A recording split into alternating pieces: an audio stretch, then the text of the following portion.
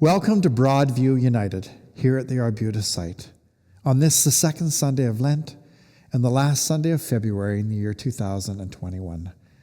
We're glad that you're able to join us. We begin by acknowledging that we're on the lands of the Coast Salish, particularly the Lekwungen, and we give thanks for their stewardship of this land. And so as we make this journey into Lent, we do so with gratitude for the voices who have been willing to share their story and their vision, who will be joining us over these next 5 weeks.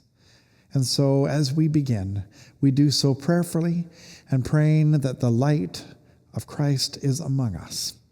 And so I'm going to invite Margaret to light our candle this day. Hello, friends.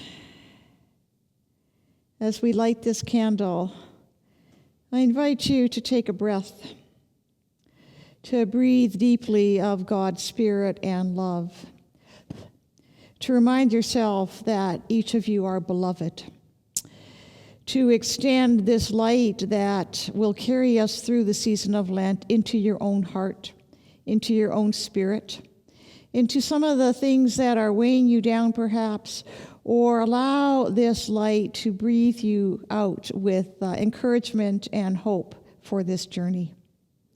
To say we miss you is an understatement, but we know that this light coming from the Christ candle truly unites us as one family. And so as we begin our worship, know that you're held in light and love. Amen.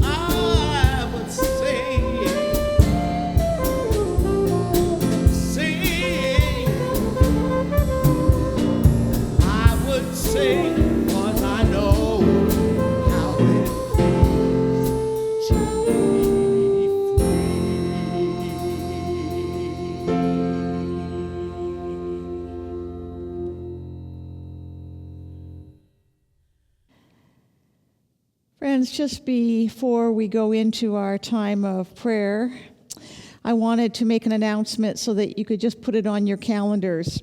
On March the 14th at 11 a.m., we'll hold a congregational meeting for all of Broadview United. And at that time, we will deal with the building redesign proposal. And so we look forward to that time together.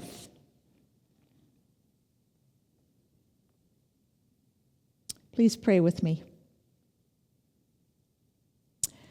Holy Mystery, you are as ancient and wise as the old-growth forest at Fairy Creek.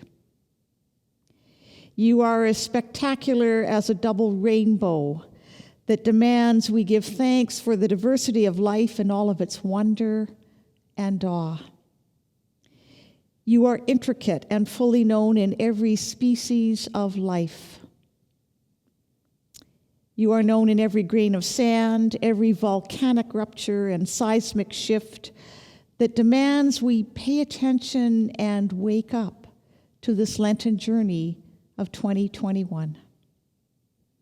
We know you, O God, in the depths of our humanity, in our quirks and conundrums, in our trying to make sense of how to best live in this world, your world, how it is we can live with compassion, grace, and deep respect for all aspects of creation and every human being we encounter.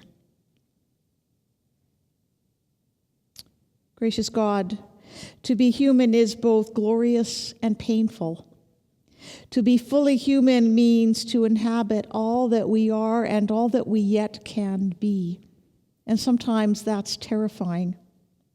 As we grow in spirit and truth, may we look both within and beyond ourselves for the gifts that will enable us in this time of ongoing pandemic, where we are all tired, verging on cranky and exhausted, and a host of other emotions and feelings. This time, O God, where it seems we don't know how to live anymore, so we scratch away or hide away or pull back or lash out, and sometimes all of the above. Gracious God, who blows in and through us like the wind of the Spirit, may we be reminded that every day brings new opportunities to search our hearts and to discern how best to utilize the gifts that are with us each and every day. The gifts of Jesus and Spirit, the gifts of love rooted in millions of years of wisdom found deep within Mother Earth. And so we pause, so that Spirit may infuse us, so we may truly be humbled to know the privilege we inhabit, as well as how to begin dismantling that privilege so that the scales can fall from our minds and our hearts, and we might truly make a new beginning. Friends, I would invite your prayers now, the prayers that live deep within you, the prayers that live within the relationships that are most meaningful to you and to this world. I invite your prayers now, prayers of love and concern for those who are especially in need, including yourselves. We lift up prayers for those who are in the throes of illness and treatment, and those who are preparing to make the journey towards death. We lift up those, O God, who are struggling with addictions and who are on the verge of inner and outer collapse. Those who are starved for physical touch, those who labor on behalf of justice and right relationship, and those whose hearts ache due to a year of restrictions, even as we know that better days are surely coming. What is in your heart this day? What are the things that are encouraging you to be all you can be? We bring these to the table of love. And as we close out the month of February and Black History Month, I would like to offer this closing blessing from the Black Rock Prayer Book. The world now is too dangerous and too beautiful for anything but love. And so may your eyes be so blessed that you see God in everyone. Your ears so you hear the cry of the poor. May your hands be so blessed that everything you touch is a sacrament. Your lips so you speak nothing but the truth with love. May your feet be so blessed that you run to those who need you. And may your heart be so opened, so set on fire that your love changes everything. Thanks be to God for all these prayers of our hearts as we send them out into the world, knowing that to pray is to be engaged on the Lenten path with God and each other. Amen.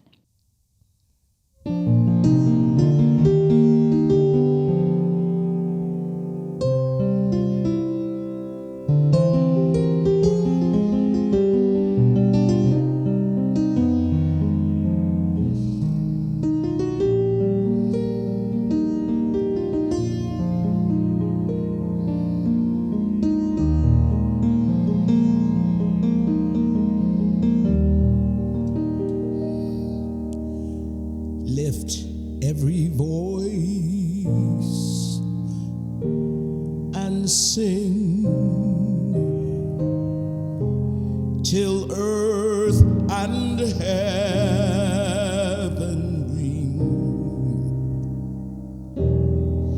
ring with the harmonies of liberty.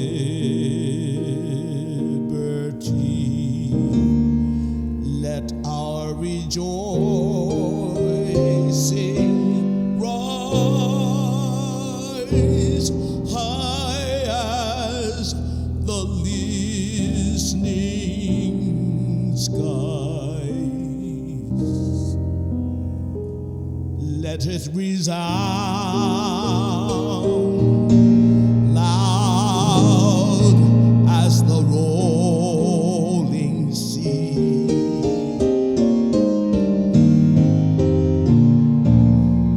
Sing a song full of the faith that the dark has taught us. Sing a song full of the hope that the present has brought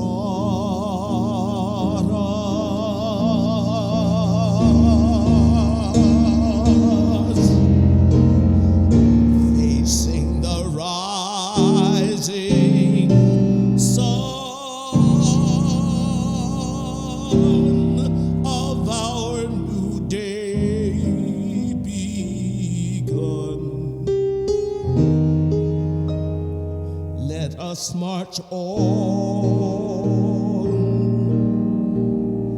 till victory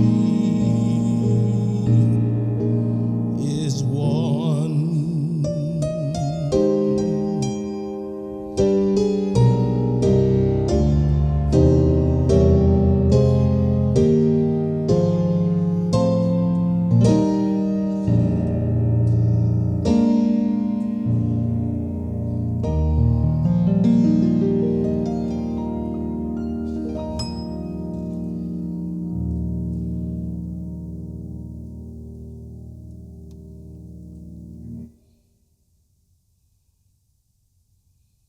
And our gospel reading for the second Sunday of Lent is the Anointing of Bethany, which we began to look at last week. Reading from Matthew 26, verses 6 through 13. Now, while Jesus was at Bethany in the house of Simon the leper, a woman came to him with an alabaster jar of very costly ointment, and she poured it on his head as he sat at the table. But when the disciples saw it, they were angry and said, "Why this waste? For this ointment could have been sold for a large sum, and the money given to the poor." But Jesus, who was well aware of this, said to them, "Why do you trouble the woman? She has performed a good service for me. For you always have the poor with you, but you will not always have me. By pouring this ointment on my body, she has prepared me for my burial. Truly, I tell you, wherever this good news is proclaimed in the whole world, what she has done will be told in remembrance of her." We give thanks for these ancient words. May we find in them wisdom and food for our journey. Amen. Today, for the first part of our series, our guest today is the Reverend Andrew Lerenge, who currently is the United Church minister in Quebec City. I've known Andrew through my work on the Board of Vocations from the National Church, and I've come to appreciate his wisdom and his insight. And so let's listen to what Andrew has to say today in our interview together. Welcome, Andrew. I'm so delighted that you're able to join us all the way from Quebec City for this, the first in our series around privilege and decolonizing. It was very gracious of you to be here with us. Thank you. Thank you so much, Mark. And I'm also privileged to be. Of course, I've known you before. So we know each other through the Board of Vocation and a few other places, so it's good to have you with us. Yes, yes. I'm wondering if you might start by just kind of telling folks a little bit about your journey, what brought you to Quebec City and where you were before that.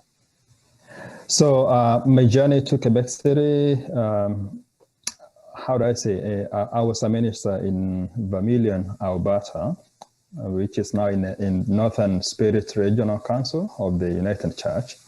I had spent 5 years there, ministering in 3 churches, but actually I would say 2 are there because one, I used to go there only once a month. Those other 2, I would just circulate on the other remaining Sundays. And before that? Before that, I was a student in McGill. I come from Kenya. I applied for a doctoral program in McGill to do my doctorate on early Christianity and New Testament. So I spent 4.5 years there doing my coursework and comprehensive exams. When I finished comprehensive exams, being an ordained minister of the Methodist Church in Kenya, I felt that I needed to do something outside school. And of course, as a minister, the only thing I know is being a minister. And because I was attending Wesley United Church in Eddie Montreal, I sought to be admitted to the United Church of Canada. And that's how actually in 2014, I was admitted and then started the process of being a minister in the United Church. Yeah. Wow. So I got a job in Vermilion and I took all the little few things a student had and I went back. I went to ministry there right in the middle of Alberta. And you've been a gift and involved in lots of different things within the United Church since you've arrived, and you're just now recently in Quebec City.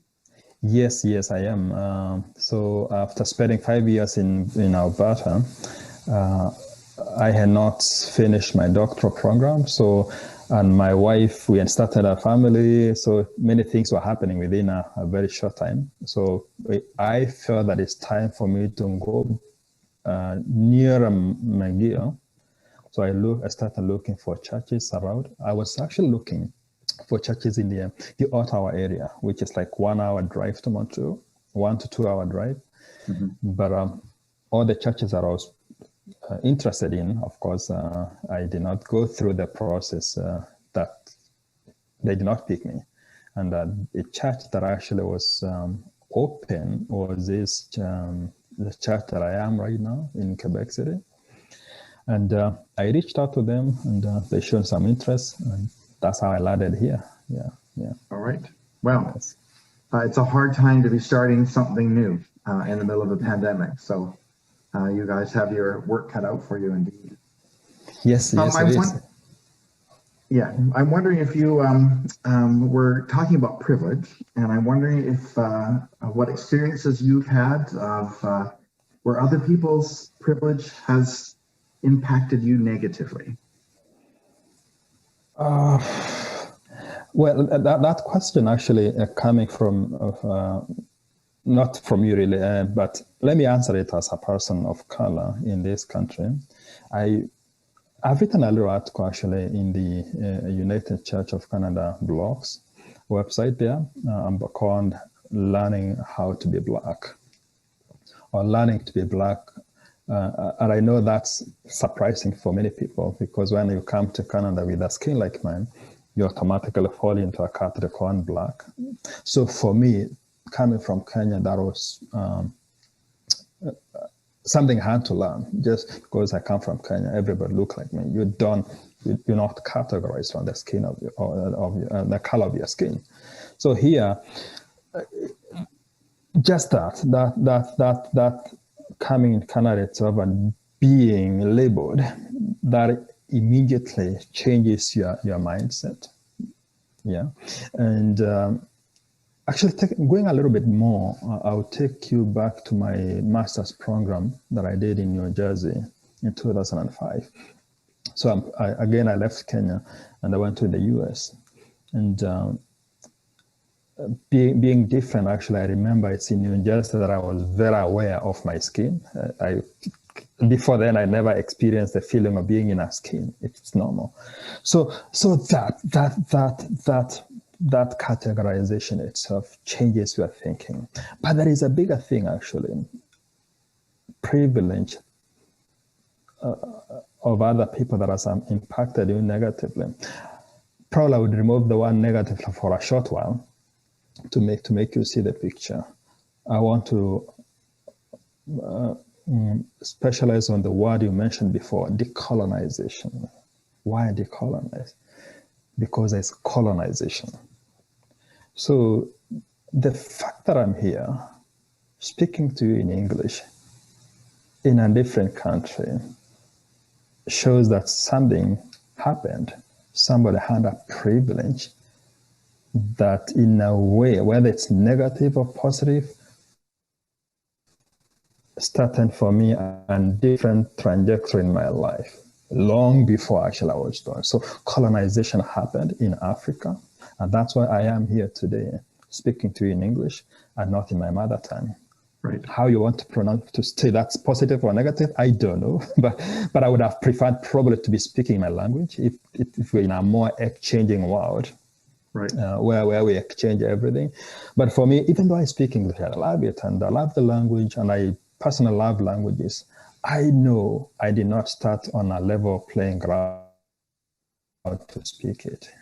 Yeah, it's something that was imposed on me, and I've learned to like it, and that's the dilemma of every colonized individual in this century, really, especially from those of us coming from Africa.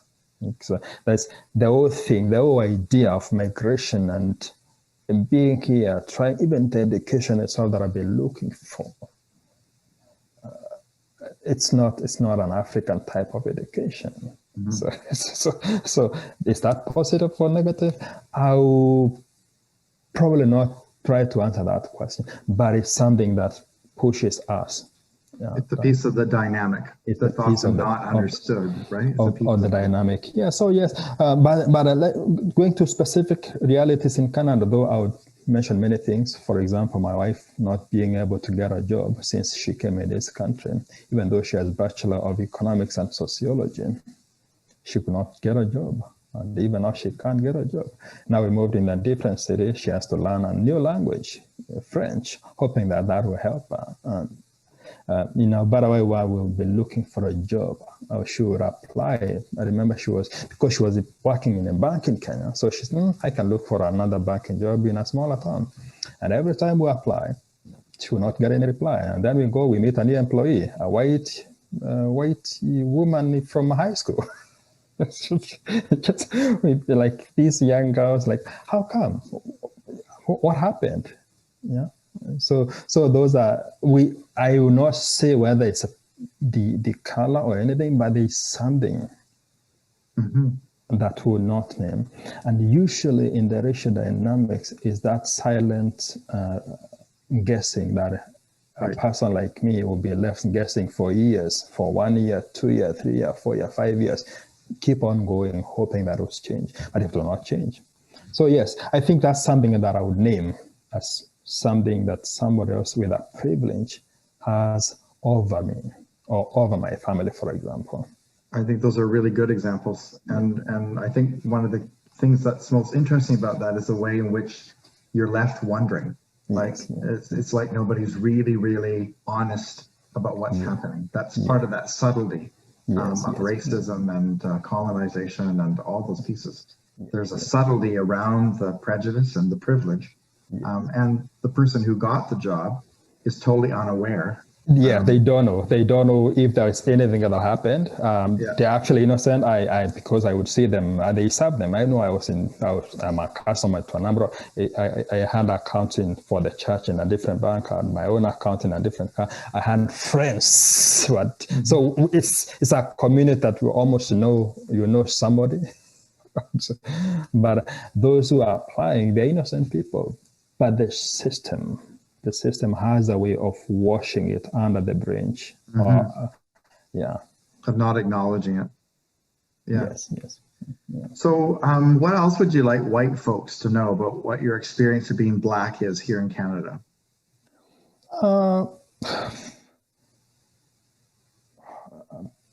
Maybe not. I would not want them to know. It's really what I want them to do, because I think they know. And I'm at a point actually that even the greatest deniers that it's not happening, they know. They just deny it. What I would say is that just do it. Consider me as a Black person. Consider me as a human, first of all, before the skin. Consider the uniqueness that I bring as a Black person in this country, whether I am a new immigrant or whether there are those others who are Black like me who have been in this country for years, for centuries. So it's that uniqueness that we have that is God-given. That's what I would want to say. Just consider, make it an act. Like when you see somebody, see them as beautiful, and not in an idolized way, but in a very human way. In a very human way, that you are just like me, and I will consider you. If it's for a job, before I ask, is he African? I should just say, can he do it? I think that would be the problem. Just do what is good. And so it's about starting with the human piece of who we all are, and then acknowledging the beauty of that diversity. Yes. And so as we start to try to move from a place of starting to acknowledge our privilege as white folks, what are some of the other starting points that we need to be aware of? So you've talked about first kind of taking a look at what the skills are rather than what the color of the skin are. What are some other kinds of things that are starting points that might help bring about equity or a sense of a more equal society? I would say for me, the starting point would be intentional, wanting to know or wanting to understand what people who don't look like you are going through. And I know coming. The reason why I used my wife's example as an example for what I experienced. I have my own experiences actually, but I come with a privilege personally as a Black man coming from Kenya. I come with a privilege of education. I come up with a privilege of structural privilege in religion as a minister. So being an ordained minister, I come with a privilege. And I see it so often when people know that I'm a minister, then I get a respect. But if they don't know, they treat me differently. So usually I know of my privilege, but I also, as a straight man, I know I have a privilege that people of LGBTQ2 plus don't have. So what I've been doing personally, and I started this process when I was in the US, of trying to understand what are the LGBTQ community going through. So I made it intentional, make friends with them, understand them, not be judgmental, and seriously wanting to know. Not because it's an academic process or just wisdom for the sake of it, wanting to know so that you can save it from the heart. So that's the same thing I would say when it comes to racial injustices. Just make it intentional. When I was in Vermilion, I said a year before I came here, during February, Black History Month, I told some of our church members, actually not some, all of them, if you can, read one book written by an African or an African American or an African Canadian. And a few took it, I think around 4 out of the big congregation, around 4. Two of them reported very positively, others did not report. And then I had somebody who was of those who reported, they had shared with a group of ladies who they used to go for a swimming in the morning. And when she shared with them, like what the minister said, that we read one book, one woman said, I don't do things that people want me to do. So she was very troubled by that. And she reported to me. I said, no, don't worry. It's at least you are willing to do it, but there are others who will not do it. So for me, it's like, be intentional. Just read a book about written by an African. It's not very difficult. Yeah, there are so many. Just pick if you can't read many, just pick the one with less than 50 pages, a fictional book with an African context. Because for us who come from the other context, we read European books all through. We don't even think about it. So just be intentional. Watch a movie. Yeah. So it's the ability to be inside another's experience that becomes important, right? Yes. I would try to say wear their shoes, but probably that's not a very good example. But try. It's just try to feel what they're feeling in that context.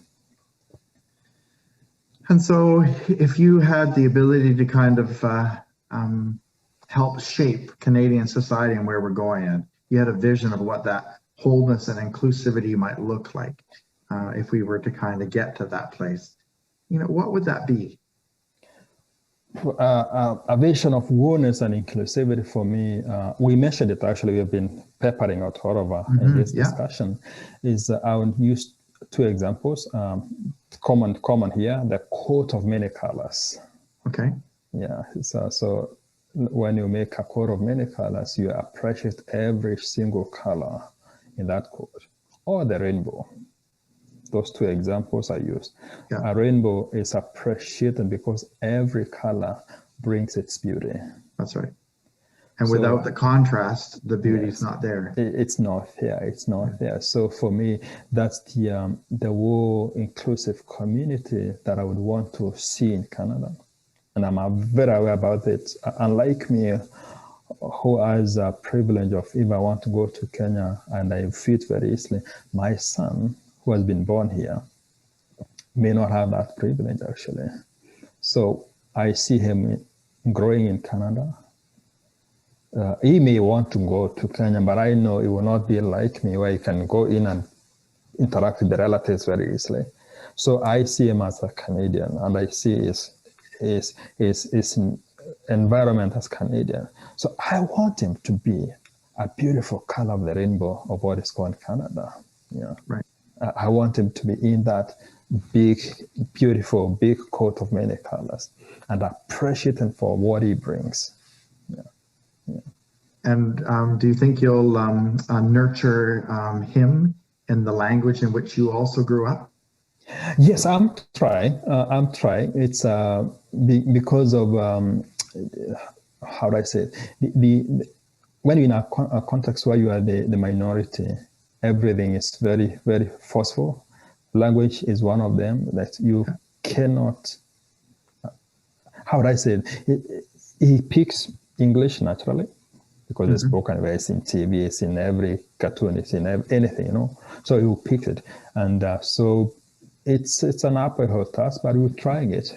Every day we're trying to teach him a few words here and there. And our plan is to be taking to Kenya at least after every 2 to 3 years, spend a month there, learn the language. And my wife and I have been talking actually at some point when I probably will take a sabbatical leave.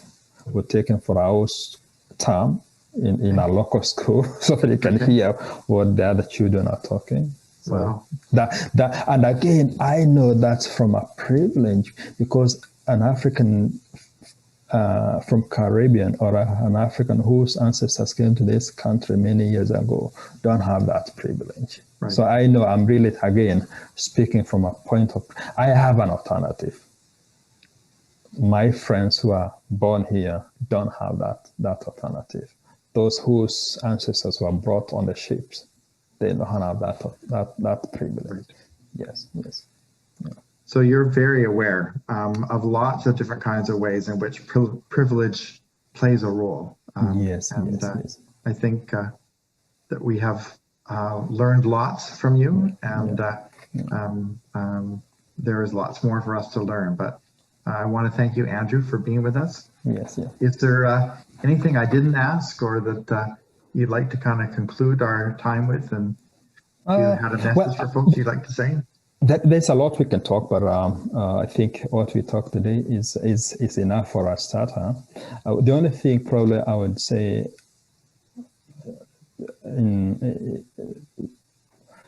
as a Black person, there are those daily choices you make every day. I drive from home, my home to church, which is like maybe 15 to 20 minutes, depending on the traffic jam. And every time I start the key, I remember I am Black. I ask myself, what could go wrong? So one of the things, like right now, there's a lot of snow. And I drive a small car, so the number plate is very, very close to the ground. So it gets covered very easily by the slash. So one of the things, before I go, I have to wipe it so that it's visible, because I know that can get me into problem. I see others don't have it, but for me, I see a lot of number plates that you can't read, but for me, I know that could cause a problem. And so I wipe it. Those little choices you make every morning, which turn can you make? Could it get you into problem? So I'm very aware. So those little things that as a Black person in this country, and in a city like Quebec City or in Montreal or in Edmonton or in Vancouver, those are the choices you make every morning. Yeah. And so would you say that kind of heightened awareness and that heightened caution is exhausting at another level? Yes, it is. It is exhausting. It is, and because you don't know when it's going to strike. Just 2 weeks ago, we had an issue in Montreal where a young PhD student who I could see myself like him, because that's who I am, was locked in for 6 days. Yes. Yeah, we got that story here too. Because somebody thought that they are the ones who attacked the police. Turns out that it's all in the brain. It didn't happen. Yeah. And these are the things we always go through. And you never know when somebody will just do something. When I was in New Jersey, I remember with a group of friends, we went to Whole Foods, I think, to buy some food. And I'm trying to help a lady. I'm trying to remove those shopping carts on our parking space. So I'm trying to help her. So I'm removing the shopping cart so that she can park now. But she's all over screaming at me. I'm trying to help her, but she's thinking totally other things, you know. And those are the things that you don't know when it's going to happen. Right. And other thing is, I'll give one more example actually. It's like they keep coming. Yeah. This is in Vermilion, where my wife was. So after she's looking for a job in our area, she not get. So we went for Dollarama. Not dollar store, actually, not Dollarama, dollar store. It's called dollar store with. Maybe I should not. Okay, actually I should because it's public. It's dollar store with more. That's where she worked, and that's in February, just right before Corona hit.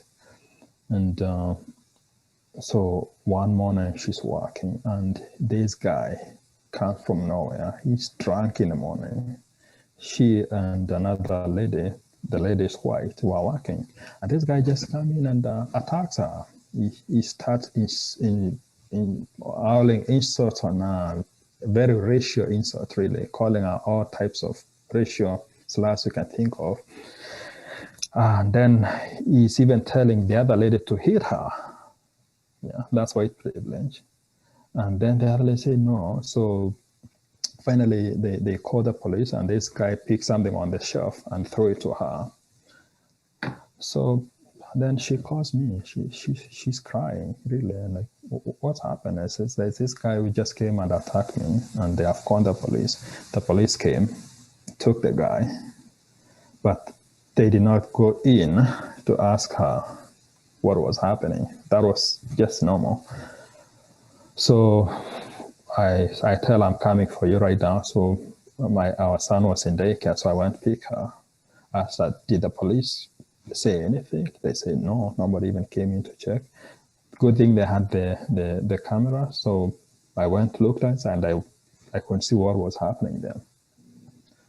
And so I said, let's go to the police station then. So we went, reported the case, wrote everything or what happened. And so of course the police, today, so they know him. It's somebody they know. Today was in his bad spirit or whatever. I don't remember the exact, but that's the how she said it. So it's normal for them to say like this guy. They don't see the racial part of it, because even though probably has done that for when he was attacking my wife, he was not attacking her because he attacks everybody. He was attacking her because she's black. Yeah. And he told her he don't like her, he doesn't like the color of her skin, many other things. So those are and still, even today, we don't know how that case ended. Right. We've not heard from the police. It's still pending, whether it's pending or what happened. Nobody knows. It's a year now. It was left as drunk and disorderly instead of elevated to a hate crime. Yes, right? yes. Yeah. So nothing happened. Yeah. So those are the things that people go through every day. Yeah. I'm so sorry, Andrew. Those are hard experiences for sure. And we appreciate you sharing those stories and being with us today, taking time out of a busy schedule. And so we wish you the best in this new pastorate, and hopefully COVID will end soon enough, and you'll be able to continue to do what you love and what you do well. Thank you again for being with us. Thank you so much, Mark, and I'm happy to do this one with you. Yes. Okay, be blessed. So there's lots there to hear and to absorb in what Andrew has said this day. One of the beauties of this format of being online is that you can go back and re-listen to that interview if there's stuff in it that was difficult to grasp or to hear. Something that we can't usually do when we're here live is push the rewind button. As I reflected on what Andrew had to say during that interview, one of the things that jumped out at me was his desire to be seen and appreciated as a beautiful child of God. His invitation to members of his congregation back in Vermilion to read some things by Black authors and to get a deeper understanding and appreciation of what it means to see through that lens is really an invitation for all of us. And I couldn't imagine how disappointing it must have been to him at how few people took him up on that invitation. An invitation really for him to be seen in a different way. Secondly, what stood out for me was the racist attacks and the hypervigilance for when that next experience might occur, and how exhausting that experience must be. And thirdly was the not knowing of the why one was passed over for opportunities of employment or housing or other things, but hunching the reasons, but not really being able to address them and speak openly about them. The knowledge that one has to work twice as hard in order to have the same considerations of those who are white must be a daily frustration. I'm grateful to Andrew for sharing those personal stories and reflections. So what do we do with that? What then becomes the ways in which our eyes are opened? Our sense of the song we began with, I wish I knew how it would feel to be free. What happens when we take that lens and apply it to this gospel story this day is that we begin to see some of that marginalization in this woman who comes to anoint Jesus. Her gift to Jesus goes unacknowledged by the disciples. And in fact, they turn on her immediately and they attack her with words, and what I hunch she would even fear is violence against her own body. Her marginalization in this process is further amplified by the use of power by the disciples to dismiss her. And even the gospel writer who records this story does not even remember her name, although the name of the person who owns the house that they're eating at is recorded. She may even have run out partway through this altercation in the story. We don't know. Perhaps she never came to know what the resolution was and what Jesus' words were. Jesus attempts to open that circle, to acknowledge the beauty of her as a human being. That's what Andrew spoke of in his vision for closing that gap where inclusion meant being appreciated, being seen, and being valued. And so as we close our time together, may we remind ourselves that that is indeed one of the strong experiences that is shared across our human spectrum, that we all desire to be seen, to be appreciated, and to be valued for the gifts that we bring and the diversity that we are. And so as we conclude our time together, let us sing, come on people, smile on each other. Everybody get together. Try and love one another right now.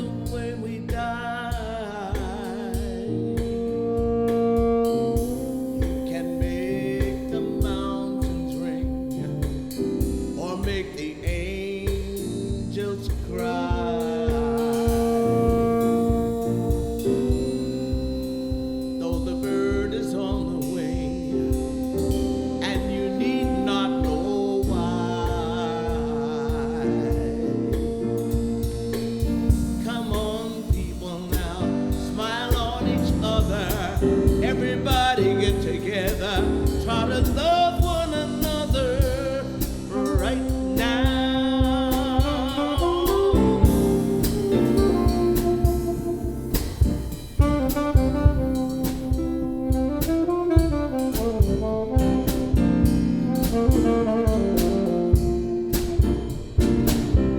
Some will come and some will go. We shall surely pass when the one that left us here returns for us at last. We are but a moment's sunlight fading in the grass. Come on, people, now, smile on each other. Everybody get together, try to love one another right now.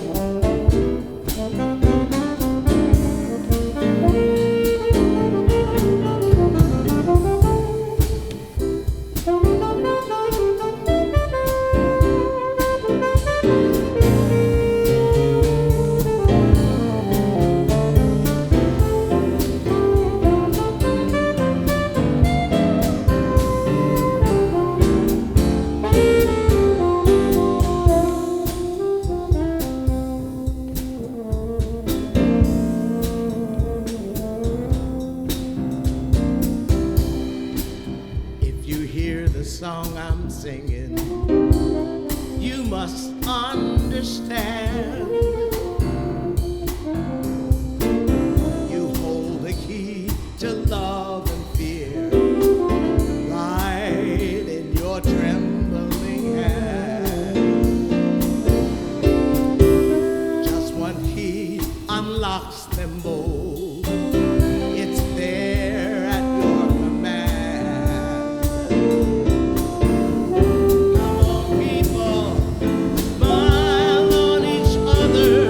Everybody get together, try and love one another right now. Come on, people, smile on each other. Everybody get together, try and love one another right now.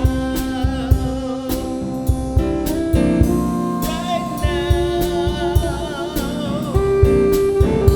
Right now.